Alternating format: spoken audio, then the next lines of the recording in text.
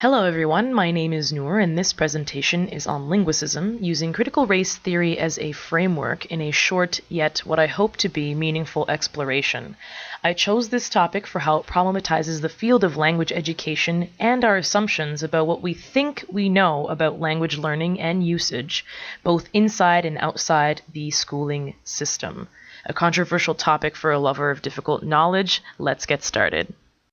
To begin, I will give an overview of linguicism and three types of linguicism. Then we'll have a look at critical race theory and two particular concepts that I think will hopefully demonstrate the relationship between race and linguicism. From there, looking at this interaction, we will enter into a discussion, a threefold discussion on the ongoing debate of standard English and standardization of the English language. And finally, I will offer poetry as one tool to address linguistic discrimination. Linguicism was a term first used and coined by Skutnab Kangas in the 1980s, and ultimately the idea was that any sort of discrimination based on how you speak or what you sound like, that was the premise for linguicism. And so Skutnab also talks about linguistic imperialism, which is this idea of imposing one language on speakers of another language, which she also calls linguistic dominance. So this idea that there's sort of a system of power relations between a dominant speaker or someone who's considered a good or affluent speaker compared to someone else whose proficiency is judged on the basis of how they speak a language or what they sound like when they speak it. So we now understand that linguicism or language discrimination is an act of exclusion, an act of excluding someone or making assumptions about their character or intelligence or judging or misjudging their qualifications on the basis of language. So looking at this slide, we can see that there are three types of linguicism that ultimately parallel racism as well. And so there's the overt, the covert, or the systemic or institutionalized. So my PowerPoint presentation will ultimately focus on the third one and the way in which linguicism exists and is reinforced in schooling systems and ultimately, brings to mind sort of the following questions. Have you ever felt insecure about the way that you speak? Have you ever judged someone else on the way that they speak? Were you ever judged by a teacher or classmate by the way you spoke or wrote in school? Have you ever felt that you've not been considered for a job on the basis of how you spoke a language? These are all questions that ultimately will tie into the third type of linguicism, the institutionalized type that I am most interested in exploring. Before continuing, I wanted to do a self-reflection activity. Take a look at the 5 following statements, read them slowly, and reflect on whether or not you agree or disagree with each one. Now, the social, political, cultural implications are there, and some of you may even conjure up real-life examples to justify your rationale. Now, just so you know, these statements may make you uncomfortable and they're unresolved and complex claims, so they're meant to. There are strong arguments for both sides, and because of this, there's no wrong answer. So I invite you to pause the presentation right now and take as long as you need to take note of your answers and your rationale before continuing. On to critical race theory, CRT, which is the critical examination of the intersection of race, law, power, language rights, and so forth, that ultimately uncover the structural inequalities that exist in any given society. So that can come in the example of, job offers, school acceptances, or performance. In the case of second language recruiters, when they're hiring, it can be based off of your photograph or your passport or what you sound like. So some international schools will prefer someone with an American or Canadian or British accent, and therefore you will not be hired, even if your proficiency in English is excellent. There's this idea of accent reduction or elimination in mind. These are just some particular examples. Now, there's two concepts I'd like to look at. The first is the primitive language myth, which is the idea that no language or dialect is inherently superior or inferior to any other, and all languages and dialects are suited to the needs of the communities that they serve. So this idea that a language can be aesthetically pleasing or more aesthetically pleasing than another one is actually a culturally learned notion, and that reflects the social prestige of the dialect speakers and not any inherent properties of the dialect itself. So in a way, the sort of social prestige of English and English speakers rubs off on the language itself. And, as Holmes reminds us that even though all language varieties are equal, this fact has very little bearing, if any, on social reality, and we'll tie that into race in a moment.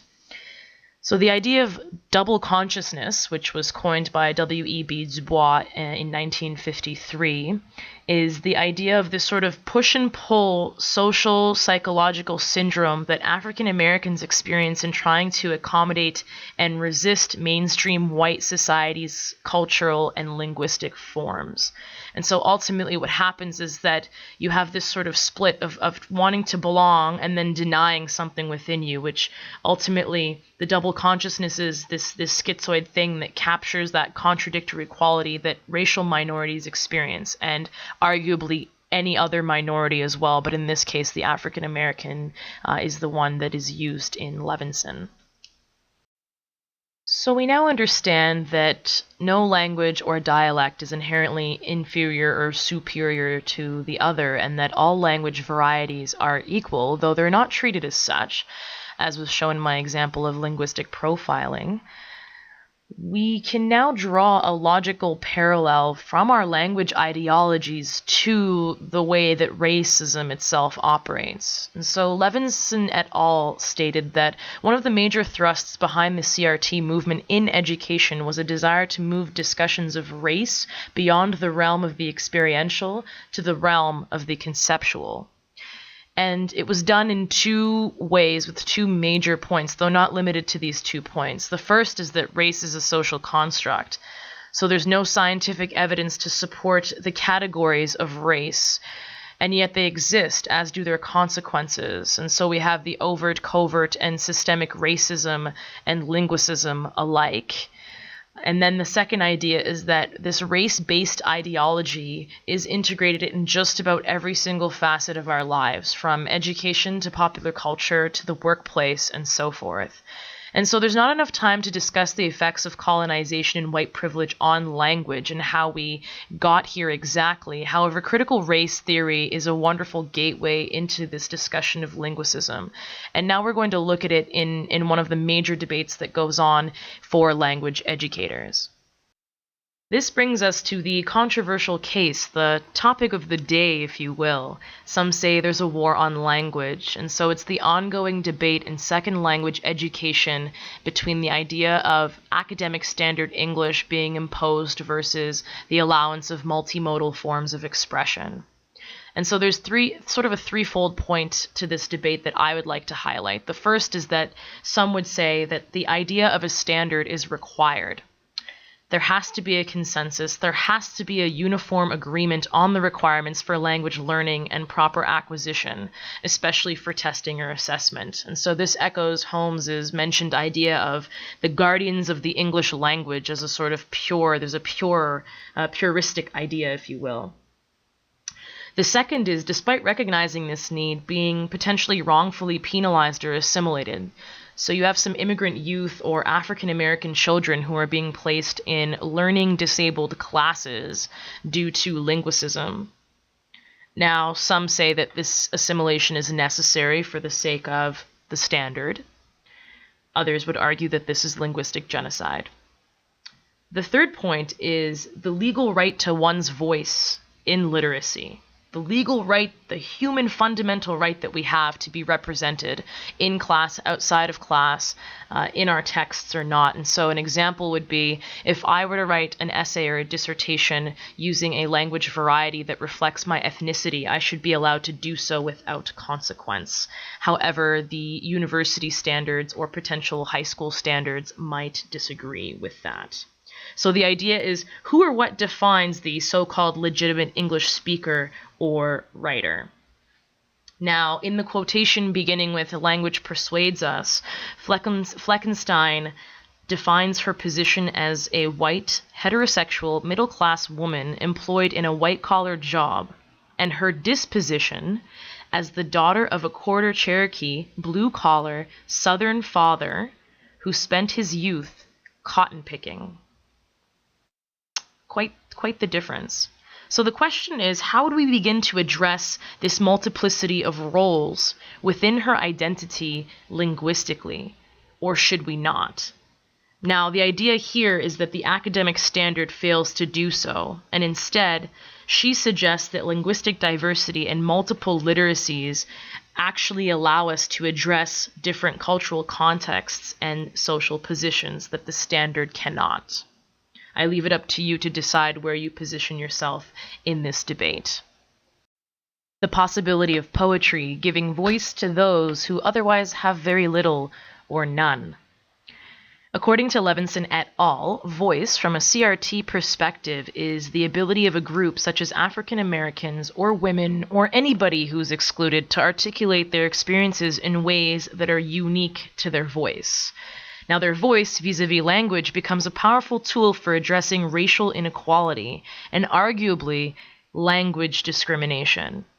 Through storytelling and counter-narratives, disenfranchised people are provided the intellectual space to name their own realities in areas such as academia where they have previously been marginalized.